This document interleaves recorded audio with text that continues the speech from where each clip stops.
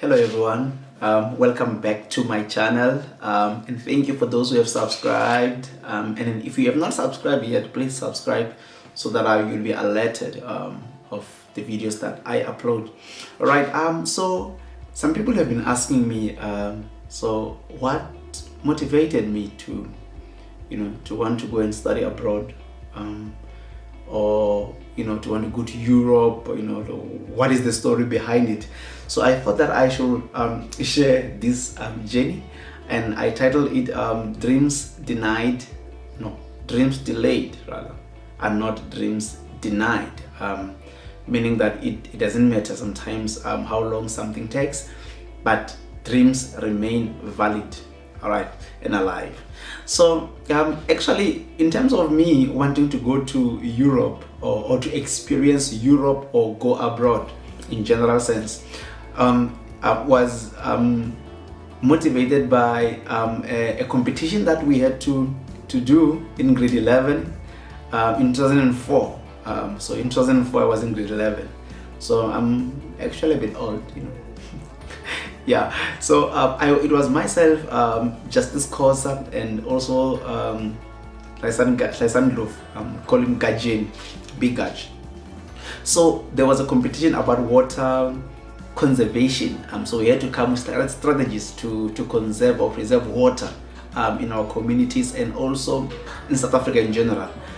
So it was an international, or rather a national competition. However, the winners would go compete internationally in Sweden, right? So when we had Sweden, going abroad, like you picture yourself in an aeroplane, flying, going to Sweden. So we got so much interest, the three of us, and then so the teacher who was informed about this, so he explained the process, what was needed, and then so we said we will do it, the three of us. So we even went to Clearly Taba Dam, where they purify water, to understand the processes, and so we came up with, so we went back to school, wrote that essay, and then so our idea was that in order to preserve water in our community, looking at Majosi village where I'm from, and the school that I was at, Commandant High School, so we said, because in our village there was street tap waters, so we did not have tap waters in our households, so meaning that it was easy for water to be wasted when now it's on the street, and then somebody can just pass by, turn on the water, drink, and then even maybe leave the tap flowing with water. Or sometimes, like maybe if there was no water for that day, and somebody will just open the tap, and then if the water will come back at night, just imagine what it's going to, it means the whole night the water will be wasted. So we said, okay, fine, the best idea will be to have taps in our homes and no longer on the streets, because at least that one, it will make people to be accountable for the water they use, and maybe even have the metered water for at least accountability and for responsibility in terms of the usage of water. So we submitted that essay. We're so hopeful. It was so perfect, man. The three of us were happy about the essay, and the teacher also was assisting us, was happy about the ideas that we came up with. And then unfortunately, we never get that official feedback as to like what happened to our application, the essay that was submitted, was it rejected or whatever, but so we never got to that point. However, a year later, if not two, I observed that in my village they started installing household tap waters, which I'm not taking credit for it now, simply because it's something that happened. But then at the back of my mind, I was thinking to myself, I'm like, what if this was our idea? So I was talking to the guys also that we wrote together, like, what if that was our idea that the municipality had used to to save water. However, so that's where it all started. So I wanted to go abroad from that time in 2004, and then I always believed that one day will be one day. I will go either study abroad or work abroad, one of the two. or even both. Anything's possible. So in fast forward to 2010, I was enrolled in social work degree at the University of Venda. I'm a 4-year degree. So in 2012, while I was walking around the campus, I'm one person who loved to read notices, because we did not have the blackboard, wherein you go online and then check what the notice and so because it was a rural based university, and at that time it was still developing. So many things were not happening there, so one would just walk around the campus, check the notices, and then I came across this notice about the AB Bailey travel bursary to the UK. It was, I think, roughly 2 weeks in the UK. Students will go for 2 weeks to the UK, learn about the history of England and South Africa, and just have a good time there.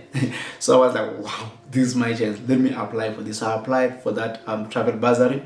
And unfortunately, I was shortlisted for the interviews. First time going to the interviews. Whoa. So I went to interviews, there were some professors there, some doctors there, and then the panel was just maybe 7 or 8 people in our panel. They interviewed me, answered what I answered, and then I think a week later, if not 2 weeks later, received an email that I was successful on that interview. So meaning that now I was among the 3 best students at Univen who were shortlisted, so that our applications will go compete nationally. Because if my memory serves me well, they wanted roughly 17 or 18 students across the country. And then so my application went to national level, but unfortunately I did not make it there. Yeah, but I was disappointed and at the same time proud that my application was shortlisted to go national. So I was actually proud of myself that something positive was there in me, that I will go far actually if I just became serious about a lot of stuff in my life. So in 2013, while doing the normal rounds, I was the notice guy. I did not want information just to pass me by. I wanted to be up to date with what was happening on campus. And given the fact that the ABBL travel bursary showed me that if I can walk around, I will just sometimes you will just bump into something. So while doing my normal rounds, I think it was after recess that time. I can't remember the exact month, but so I came across the notice about a study trip to Germany. Wow.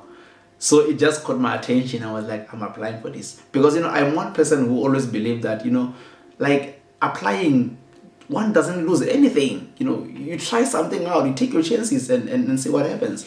So I applied and then later, after maybe a month or 2 or so, I can't remember the period. So I got an email that I was among the 10 students who will be going to Germany for a study trip. Wow. You could have seen me that day. Like thinking to myself, Germany, Rodney, Germany, you are going. So I had to go quickly make a passport, and all the arrangements were done, the visas and stuff. And it was my final year in social work. I was doing research that final year. So we around November there, we then flew to Germany. Best experience ever. Can't forget that time. In Holzminden, at Hock University, met other students there, moved around, tried to, as social work students, understanding how social work is practiced in Europe, and visited homes and children, kindergartens, and all these places, understand, so the experience was just extraordinary. I would forever treasure that. And then, so we came back and then completed my degree. And then 2014, got an internship. 2015, I think, no, 2014 late towards, and also towards the beginning of 2015, I got an opportunity from one of the universities in South Africa to do an honors degree, and they were going to give me a bursary and also a very, very good stipend at that time. So what, sometimes, with our the way we reason, you're thinking about a job and you're thinking about studying, you're thinking like, no, let me just get the job. You want to buy yourself a smaller kanya, and you want to do all those things. And then I actually turned down that opportunity, which I regret even to this day. That had I taken up that opportunity, maybe today I would be a doctor. So I was to do a 1-year honors degree, and then I believe that by now I should be a doctor actually. So because it is one decision that a person makes that changes a whole lot of things, that changes the structure of our lives. So I rejected that opportunity. However, in 2017, then together with a friend of mine, I then started to have an interest in going to study abroad. And then I remember we applied for the English language testing system, the IELTS, wrote around September, passed it, started applying at universities in the UK, in Australia, got admissions. However, the challenge was always getting a fully funded scholarship, because so many people around the world, they want that scholarship, because these are prestigious awards that most of the people, they want them because it's just life changing. So I also applied. I applied your Chevening scholarship, your Erasmus Mundus scholarship, your Commonwealth scholarship, and even other scholarships, because some universities even offer scholarships, fully funded scholarships for international students. But I was not successful. 2018, pushed and did the same, and then got admissions at universities, because it's not difficult to get an admission at universities. However, it was very much challenging to get the scholarship, because funding your own education in Europe, man, it's expensive, especially if you're an international student. It's very, very expensive, because you may find that only fees only may cost roughly 200,000 South African rands. You have not counted accommodation, you have not counted living allowance, you have not counted all these other necessities. So it's a bit of a challenge for one to fund him or herself, except you have got enough money, you've got some few millions in your bank account, then it's going to be easy for you to go to Europe and study.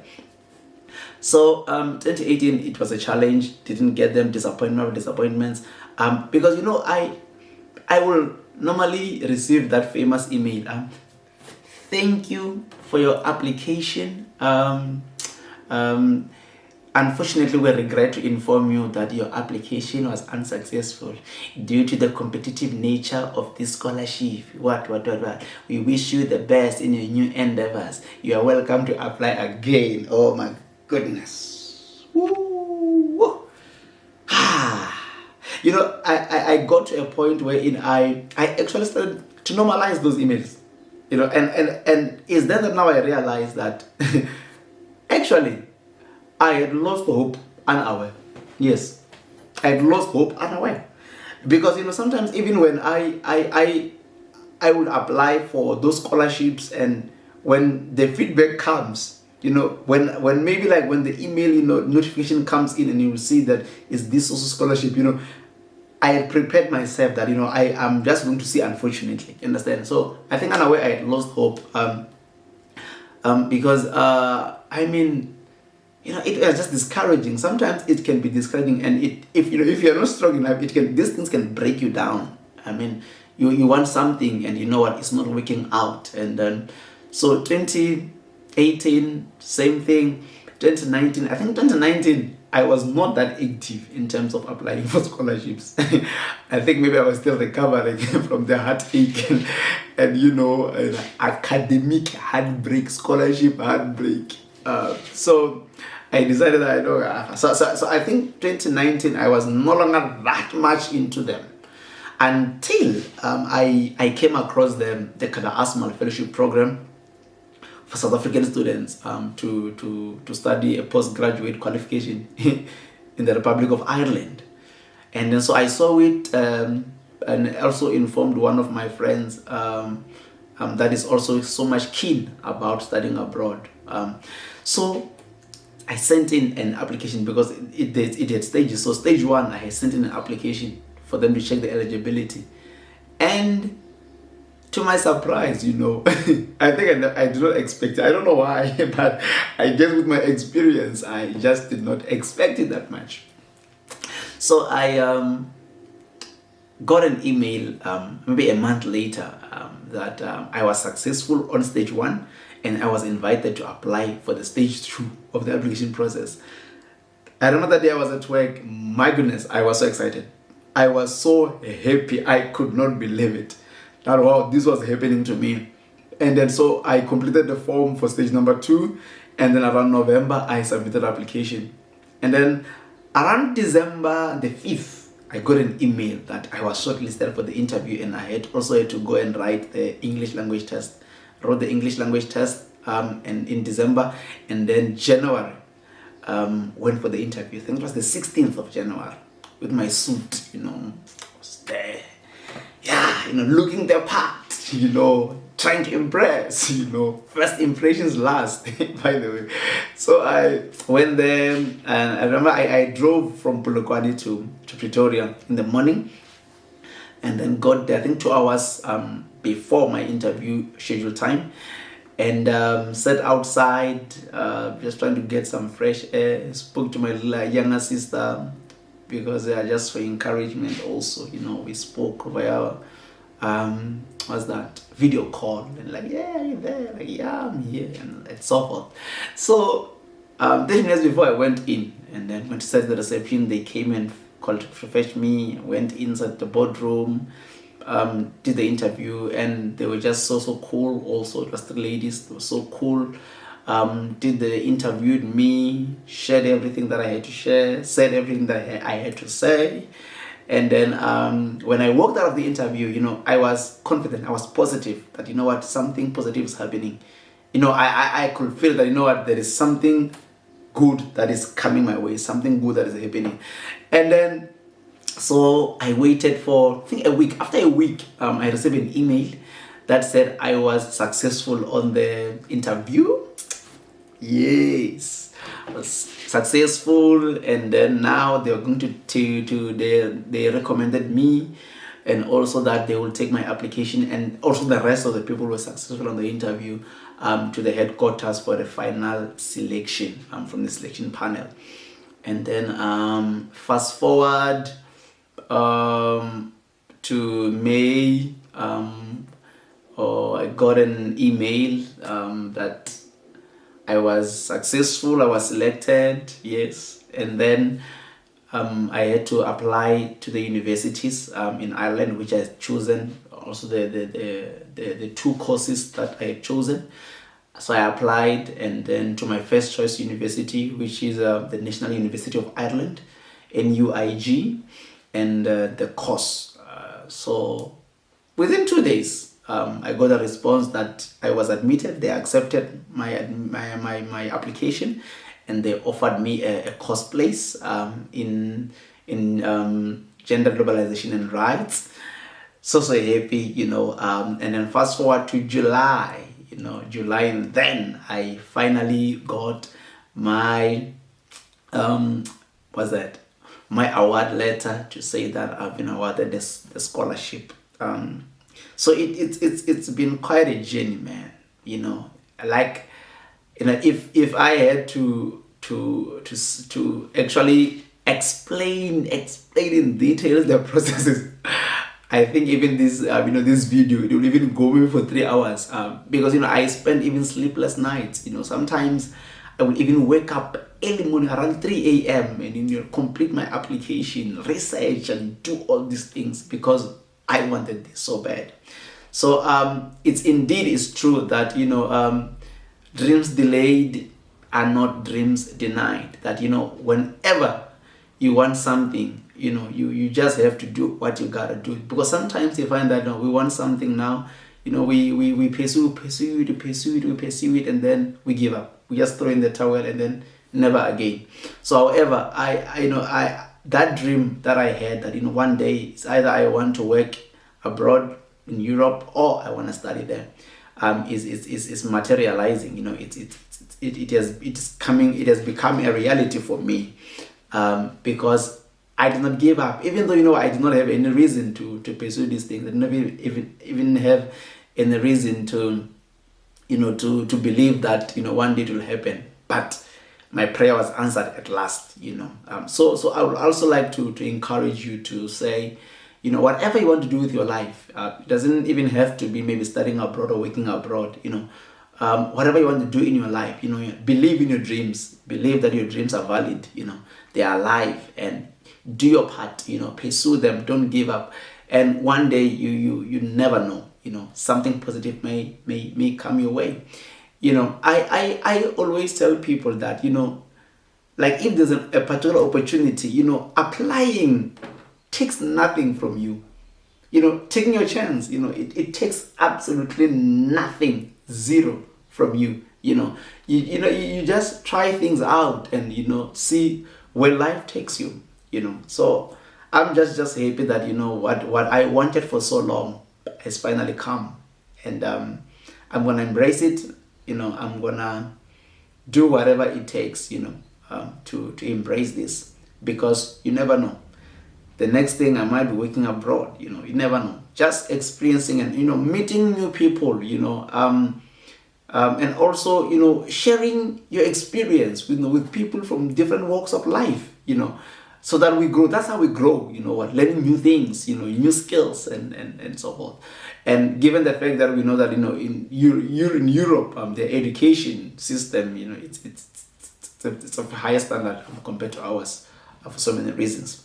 However, so let's keep on being optimistic. Let's have faith in our dreams, because one day, I'm telling you, something will happen. Right? So yeah. So thank you so much for watching this short video about my journey, going to get my scholarship, and also that this thing did not start yesterday, but it's been there for so many years, right? So please also subscribe to this channel. I will really appreciate it, and also share this video. Let's encourage other people to follow their dreams and also their goals. So thank you so much.